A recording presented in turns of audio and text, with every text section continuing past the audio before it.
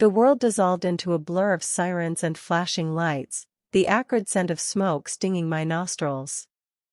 I knelt on the rain-slicked pavement, the ornate silver locket, his locket, digging into my palm, a cold, mocking reminder of promises whispered and dreams now turned to ash.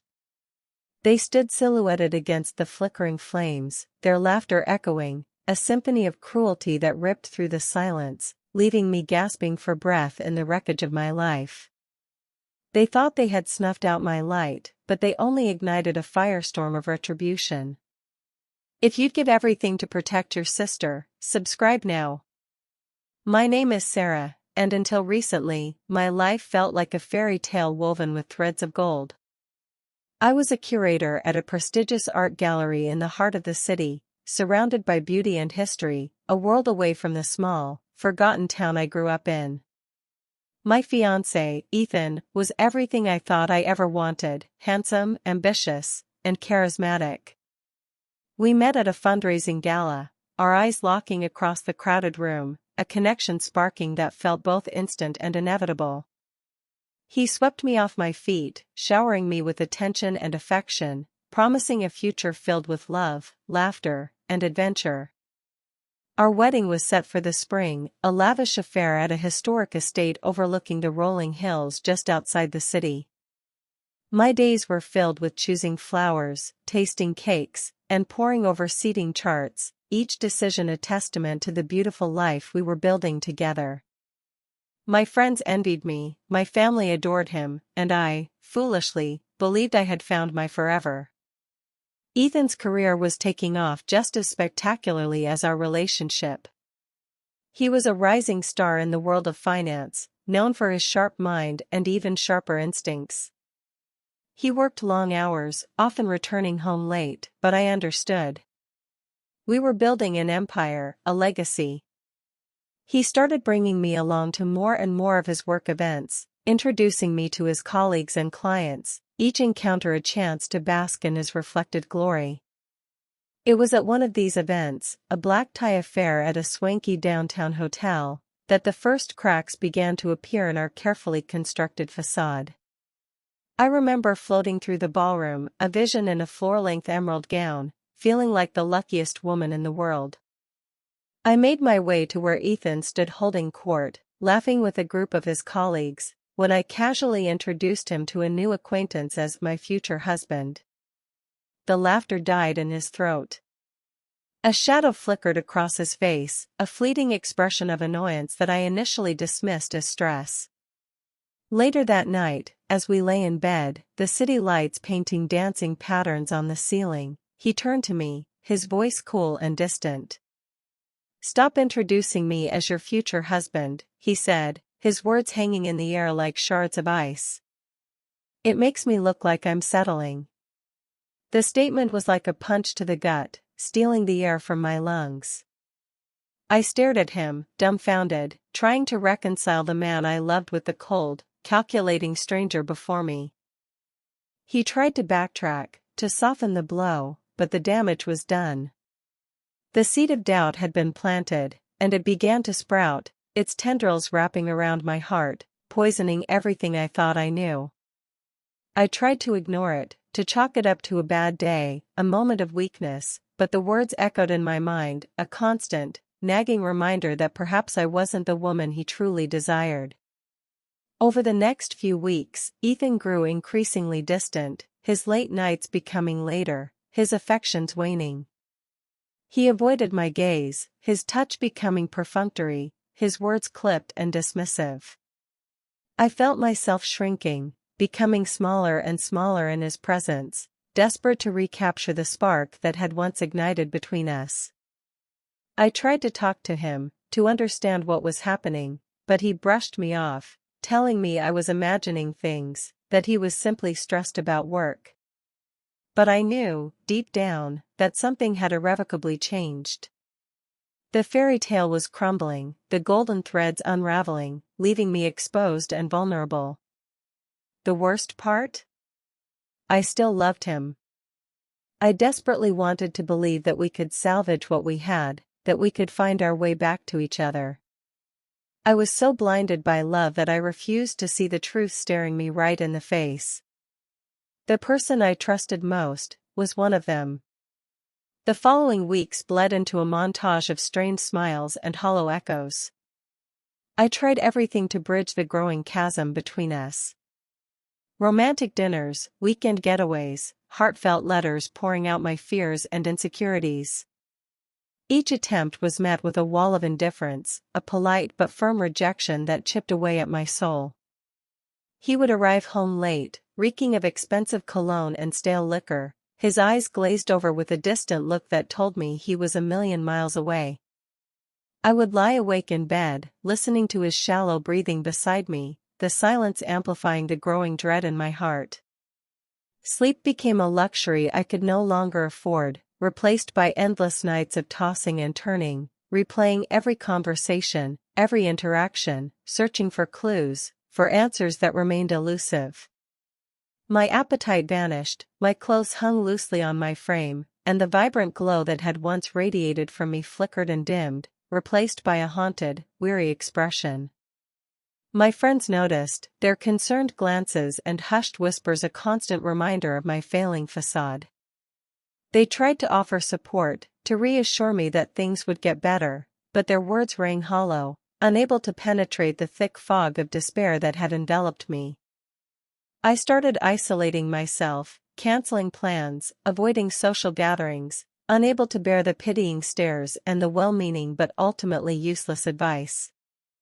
The gallery became my sanctuary, a place where I could lose myself in the beauty of art, a temporary escape from the crushing reality of my life. But even there, surrounded by masterpieces of human creation, I felt a profound sense of emptiness, a void that threatened to swallow me whole. Ethan's absences grew longer, his excuses more flimsy, his lies more blatant. I knew, with a certainty that settled like lead in my stomach, that he was seeing someone else. The thought was like a physical blow, stealing my breath and sending waves of nausea washing over me. I wanted to confront him, to demand the truth, but fear held me back. Fear of confirmation, fear of losing him completely, fear of facing the shattered remains of my dreams. One evening, I decided to surprise him at his office. I had packed a romantic picnic basket, filled with his favorite foods and a bottle of expensive wine, hoping to rekindle the spark that had once burned so brightly between us. I arrived at his office building just as the sun was beginning to set, casting long shadows across the deserted streets. The receptionist, a young woman with a weary smile, informed me that Ethan was still in a meeting but that I was welcome to wait in his office. As I walked down the hallway, I noticed his office door was slightly ajar. Hesitantly, I pushed it open, my heart pounding in my chest. What I saw in that moment shattered the last vestiges of my hope, obliterating the fairy tale I had so desperately clung to.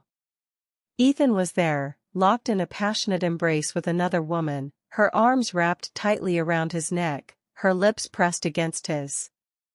The woman was my younger sister, Emily. The world seemed to tilt on its axis, the blood draining from my face. I stood there, frozen, unable to speak, unable to move, as the scene unfolded before me, a grotesque tableau of betrayal and deceit. Time seemed to slow to a crawl, each second stretching into an eternity as I watched the two people I loved most in the world destroy everything I held dear. Ethan pulled away, his eyes widening in horror as he saw me standing there, the picnic basket clattering to the floor. Emily turned, her face a mask of guilt and shame. The silence that followed was deafening, broken only by the sound of my ragged breathing. In that moment, something inside me snapped. The pain, the humiliation, the betrayal, all coalesced into a burning rage, a white-hot fury that consumed me from the inside out. I didn't scream, I didn't cry. I simply turned and walked away, leaving them standing there in the wreckage of their lies. As I walked out of the building, I felt a strange sense of calm descend over me. The fairy tale was dead, but something new was born in its place, a thirst for vengeance, a burning desire to make them pay for what they had done. The day they betrayed me in that way was the day revenge was born. The rain was relentless that night, mirroring the storm raging inside me. I drove aimlessly, the city lights blurring into streaks of crimson and gold, each one a mocking reminder of the future that had been stolen. I ended up parked by the river, the dark water reflecting my own despair. The locket Ethan had given me, engraved with our initials and the date of our engagement, felt like a brand against my skin. I wanted to throw it into the murky depths, to watch it sink and disappear, just like my hopes and dreams. But I couldn't. It was the only thing I had left of him, of us, a tangible reminder of the love that had once been. Instead, I clutched it tighter, the sharp edges digging into my palm, a physical manifestation of the pain that consumed me. They broke me. I stayed silent because the plan had begun. The world seemed to close in around me, the weight of betrayal crushing me. My sister, Emily. The one person I trusted implicitly, the one person who was supposed to have my back, had plunged a knife into my heart with a smile. The image of her in Ethan's arms played on repeat in my mind, a grotesque film reel of infidelity and deceit. How could they do this to me? How could they betray me in such a callous, calculated way? Were our shared childhood memories, the years of laughter and tears, all a lie? Was our bond nothing more than a fragile facade, easily shattered by lust and ambition? I felt a wave of nausea rising in my throat, the bile of bitterness threatening to choke me. I wanted to scream, to lash out, to destroy everything in my path. But I was too numb, too hollowed out by grief and disbelief. I was adrift in a sea of despair, with no anchor, no compass, no hope of rescue. I don't know how long I sat there by the river, lost in my thoughts, the rain soaking through my clothes, the cold seeping into my bones. Eventually, the first rays of dawn began to paint the sky with hues of gray and pink, a faint glimmer of hope on the horizon. As the sun rose higher, casting its light upon the city, something shifted within me. The numbness began to recede, replaced by a flicker of resolve. I couldn't stay here, drowning in my sorrow. I couldn't let them win. They thought they had snuffed out my light, but they had only ignited a firestorm of retribution. I wasn't going to let their betrayal define me. I wasn't going to let their actions destroy me. I would rise from the ashes, stronger and more determined than ever before. The pain was still there, a raw, gaping wound in my soul, but I refused to let it consume me. I would use it, channel it, transform it into a weapon. I would make them regret the day they crossed me. This wasn't just about revenge. It was about reclaiming my life, my dignity, my self-worth. I was going to take back everything they had stolen from me, and then some. They thought I was done, but I was counting every second. The first step was to disappear. I couldn't stay in the city, surrounded by reminders of Ethan and Emily. I needed to escape, to clear my head, to formulate a plan. I drove to my apartment, packed a suitcase with the bare essentials, and left a note for my friends, telling them I needed some time away. I didn't say where I was going or when I would be back. I simply vanished, leaving behind the wreckage of my old life. I drove for hours, with no destination in mind, the open road stretching before me like a blank canvas. Eventually, I ended up in a small, secluded cabin in the mountains, far away from the noise and chaos of the city. The cabin was rustic and isolated, with no phone service and limited internet access.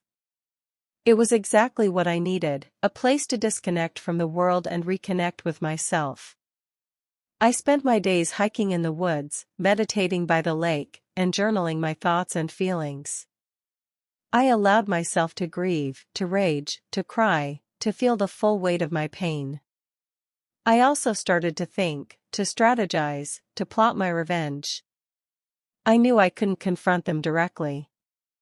They would deny everything, twist the narrative, and portray me as the crazy, jealous ex-girlfriend. I needed to be smart, to be calculated, to play the long game. I smiled. I acted broken. But I was recording everything. As I sat in that secluded cabin, surrounded by nature's silence, I began to analyze Ethan and Emily's personalities, their weaknesses, their vulnerabilities. Ethan was arrogant and entitled, driven by ambition and a need for validation. He craved power and status, and he would do anything to achieve his goals. Emily was insecure and desperate for attention, always seeking approval from others. She had always been envious of me, of my success, my relationships, my life. Their biggest weakness? They thought they were untouchable. They believed they could get away with anything, that their lies would never be exposed. That's where they were wrong. I knew their secrets, their hidden flaws, their deepest insecurities. I had spent years studying them, observing them, learning their every move. And now, I was going to use that knowledge against them. The exact day they tried to end me. I exposed the truth. The plan began to take shape in my mind, an intricate web of deception and manipulation. It would be slow, methodical, and devastatingly effective. I would dismantle their lives piece by piece, exposing their lies, shattering their reputations, and leaving them with nothing. They lost everything. I just smiled. It was time to unleash the firestorm. I knew the first stage of my plan had to be information. I needed concrete evidence of their betrayal, something beyond my word against theirs. Luckily, Ethan had a predictable routine. Every Tuesday and Thursday, he'd have business dinners that now, with horrifying clarity, I knew were anything but. I decided to focus on those nights. I installed a miniature, high-definition camera disguised as a smoke detector in his apartment, positioned perfectly to capture the living room and hallway. It was a risky move, bordering on illegal, but the potential reward was worth it. Every movement, every word spoken within those walls, would be recorded. I also hired a private investigator, a discreet woman named Sarah, to tail Ethan. I provided her with his schedule, his car description, and a generous retainer. Sarah was a pro, meticulous and thorough. She specialized in infidelity cases and had a knack for uncovering secrets. Within a week, she delivered the goods, photographs of Ethan and Emily entering a secluded restaurant, holding hands across the table, and later, entering a hotel. The photos were damning, but I needed more. I needed irrefutable proof of their affair, something that would leave no room for doubt. So I escalated my surveillance. I knew Emily often used Ethan's computer when she was at his apartment. I managed to install a keystroke logger on his system, a tiny program that recorded every keystroke, every password, every email she typed. It was a digital invasion of privacy, but I justified it as a necessary evil. The information I gleaned from the keystroke logger was explosive. Email exchanges filled with explicit details of their affair, plans for their future together, and cruel, mocking comments about me. They even discussed ways to manipulate me into signing a prenuptial agreement that would leave me with nothing if we ever divorced. I felt a surge of anger so intense that my vision blurred. The glass in my hand shattered into a million pieces, the crimson drops mingling with the fragments on the floor. One close call during those weeks still makes my heart pound. I was reviewing the footage from the hidden camera when I saw Ethan reach up towards the smoke detector. My breath hitched. Had he discovered it? Was my entire plan about to unravel? He fiddled with it for a moment, then muttered something about the battery needing to be changed. He took it down, and my heart sank. But then, he tossed it onto the couch and walked away. I quickly accessed the camera remotely, deleting the footage of myself installing it and disabling the motion sensor. When Ethan reattached the device, he didn't suspect a thing. It was a narrow escape, but it served as a stark reminder of the risks I was taking. I knew I had to be careful, to avoid any slip-ups that could expose my plan. The anticipation was a constant, gnawing feeling in my stomach. Every day felt like an eternity, waiting for the right moment to strike. I replayed every detail of my plan in my mind, searching for weaknesses, for potential pitfalls. I knew I had one shot at this, and I couldn't afford to fail. The legal aspects were crucial. I consulted with a lawyer, not revealing the full extent of my plan, but seeking advice on issues like defamation, invasion of privacy, and the admissibility of evidence obtained through surveillance. I learned that while some of my actions could be considered illegal, there were ways to mitigate the risks. For example, I could use the evidence I gathered to confront Ethan and Emily privately, without publicly disclosing it. Or I could anonymously leak the information to the media, letting them do the dirty work. The possibilities were endless. I even started taking self-defense classes. It wasn't just about physical protection. It was about reclaiming my power, about feeling strong and capable after months of feeling vulnerable and helpless. The classes were empowering, teaching me how to defend myself against physical threats, but also how to project confidence and assertiveness. I practiced my stance, my punches, my kicks, channeling my anger and frustration into each movement. I imagined Ethan and Emily's faces as I delivered each blow, the satisfaction of knowing that I was capable of defending myself filling me with a sense of strength. I also delved into the world of forensic accounting. I suspected that Ethan had been engaging in some shady business practices, skimming money from his company, and using it to fund his lavish lifestyle and his affair with Emily. I knew that if I could uncover evidence of his financial misconduct, it would be the final nail in his coffin. I spent hours poring over financial records, bank statements, and tax returns, searching for discrepancies, for irregularities, for anything that could expose his fraudulent activities. It was a tedious and time-consuming process, but I was determined to uncover the truth. The more I dug, the more I discovered. Ethan had been systematically embezzling funds from his company for years, using offshore accounts to hide the money. He had also been engaging in insider trading, using confidential information to make illegal profits. The evidence was overwhelming, and I knew that it would be enough to not only destroy his career but also land him in legal trouble. As the pieces of my plan fell into place, I felt a sense of exhilaration, a surge of adrenaline that coursed through my veins. I was no longer the broken, defeated woman they had left behind. I was a force to be reckoned with, a mastermind orchestrating their downfall. I was ready to unleash my revenge. The keylogger was a goldmine, but it also revealed something even more sinister than their affair and Ethan's business shenanigans. Emily had been systematically isolating me from my friends and family for years. She'd spread rumors, fabricated stories, and manipulated situations to make me look bad, all in a twisted attempt to undermine my relationships and make herself look better by comparison. I discovered emails she'd sent to my closest friends, filled with lies and half-truths designed to sow discord and create doubt. She'd even contacted my family, subtly suggesting that I was unstable and unreliable, hinting that I was struggling with substance use. My blood ran cold.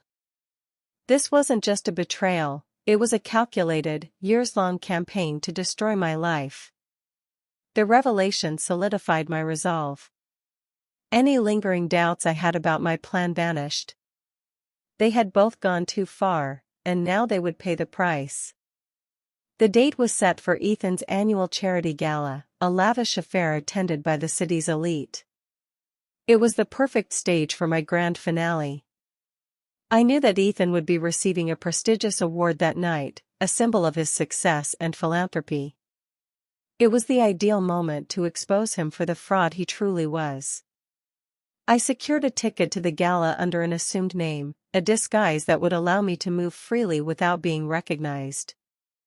I also contacted a local news reporter, a woman named Jessica who had a reputation for hard-hitting investigative journalism.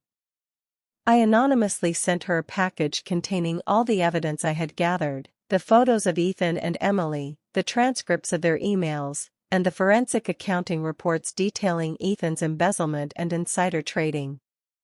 I included a note suggesting that she investigate Ethan's finances and his relationship with Emily. I knew that Jessica wouldn't be able to resist such a juicy story. The stage was set. I was ready to unleash the firestorm. The night of the gala arrived, and I felt a strange mix of excitement and trepidation. As I stood before the mirror, putting the final touches on my makeup, I couldn't help but reflect on how much I had changed over the past few months. The naive, trusting woman who had been betrayed and broken was gone, replaced by someone stronger, more resilient, and more determined. I wore a stunning black dress that accentuated my figure, a symbol of my transformation. I wanted to look my best, not for Ethan, but for myself. As I entered the ballroom, I was immediately struck by the opulence and extravagance of the event. Crystal chandeliers sparkled overhead, expensive artwork adorned the walls, and impeccably dressed guests mingled and sipped champagne. It was a scene of wealth and privilege, a world that Ethan had always craved. I spotted him across the room, standing on a small stage, beaming with pride as he accepted congratulations from his admirers. Emily was by his side, looking radiant in a designer gown, her arm linked possessively through his. They looked like the perfect couple, the picture of success and happiness. But I knew the truth. I knew that beneath the surface, their lives were built on lies and deceit. I moved through the crowd, carefully avoiding their gaze, making my way towards the sound system. I had planted a small device on the main console, a device that would allow me to override the audio and broadcast my message to the entire room. It was a risky move, but I was confident that I could pull it off. I took a deep breath, steeled my nerves, and prepared to execute the final stage of my plan. As Ethan began his acceptance speech, I subtly activated the device. A high-pitched squeal feedback rang through the ballroom, grabbing everyone's attention. Ethan paused, looking annoyed, as the sound technician scrambled to fix the problem. "Sorry for the interruption, ladies and gentlemen," Ethan said smoothly, his voice amplified by the microphone. "It seems we're experiencing a minor technical difficulty." As he spoke, I triggered the device again, this time overriding the audio system completely. My voice, clear and unwavering, filled the ballroom. "Good evening, everyone," I said, my voice laced with ice. "I have an important announcement to make." A hush fell over the crowd as people turned to look around, trying to locate the source of the voice. Ethan's face paled as he recognized my voice, his eyes widening in disbelief. Emily gasped, her hand flying to her mouth. "My name is," protagonist's name, I continued, "and I'm here to expose the truth about Ethan, the man you're all celebrating tonight." I paused for effect, letting my words sink in. "Ethan isn't the philanthropist you think he is. He's a cheat, a liar, and a criminal." I went on to detail Ethan's affair with Emily, his embezzlement of company funds, and his insider trading activities. I presented the evidence I had gathered, playing audio clips of their incriminating conversations and displaying the photos of their rendezvous on the large screens behind the stage. The crowd was stunned into silence, their faces a mixture of shock, disbelief, and disgust. Ethan and Emily stood frozen on the stage, their faces masks of horror and shame. Their perfect facade had been shattered, their lies exposed for all to see. Just as security started to move toward my location, I ended with, "Oh, and Emily? He's been cheating on you too, with his secretary." The silence that followed my announcement was deafening, broken only by Emily's enraged shriek. She lunged at Ethan, clawing at his face, screaming accusations that echoed through the ballroom. Security guards rushed to intervene, pulling them apart as the crowd erupted into chaos. Phones flashed, recording every moment of the spectacle. Ethan, his face crimson and contorted with rage and humiliation, spotted me in the crowd. His eyes burned with fury as he tried to push through the throng of people, desperate to silence me. But it was too late. The damage was done. The truth was out. The news reporter, Jessica, whom I had contacted, arrived with her camera crew, pushing through the crowd to get a better view of the unfolding drama. She thrust a microphone in Ethan's face, demanding answers about the allegations of embezzlement and insider trading. He stammered, trying to deny the accusations, but his words were drowned out by the shouts and jeers of the crowd. The police arrived, and Ethan was escorted out of the ballroom in handcuffs, his career and reputation in tatters. Emily, sobbing uncontrollably, was led away by her friends, her designer gown stained with tears and makeup. The gala, once a celebration of Ethan's success, had turned into a scene of utter devastation. As I watched them being led away, I felt a sense of cold satisfaction wash over me. They had thought they could get away with their betrayal, their lies, their manipulations. They had underestimated me. They had paid the ultimate price. The fallout was swift and brutal. The news of Ethan's arrest and the exposure of his affair dominated the headlines for weeks. His company's stock price plummeted, and he was forced to resign in disgrace.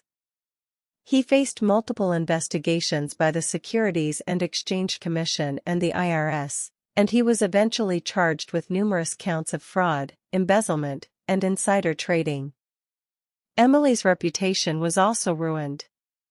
She was ostracized by her social circle, and her career as a socialite came to an abrupt end.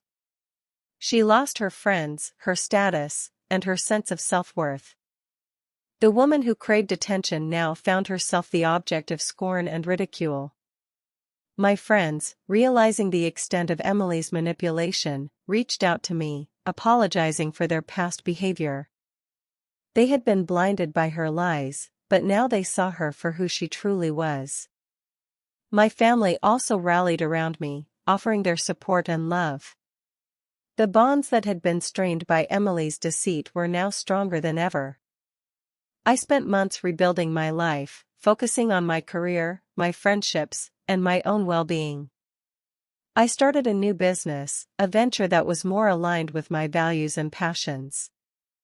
I reconnected with old friends and made new ones, surrounding myself with people who were genuine and supportive. I also sought therapy to help me process the trauma of the betrayal and to heal from the emotional wounds.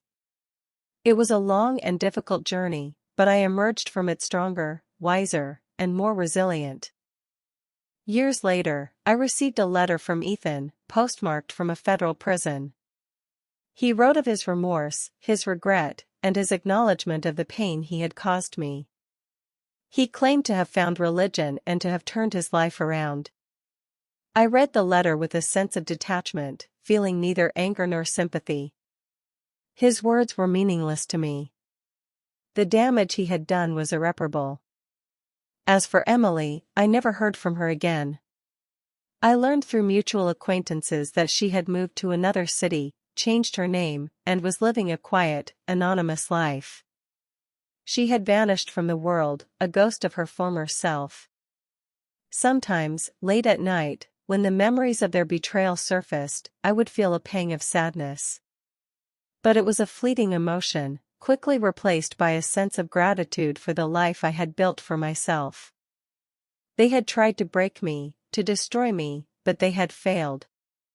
I had emerged from the ashes, stronger and more determined than ever. They lost everything. I just smiled. Revenge isn't sweet. It's necessary. Would you have done the same? Let me know in the comments.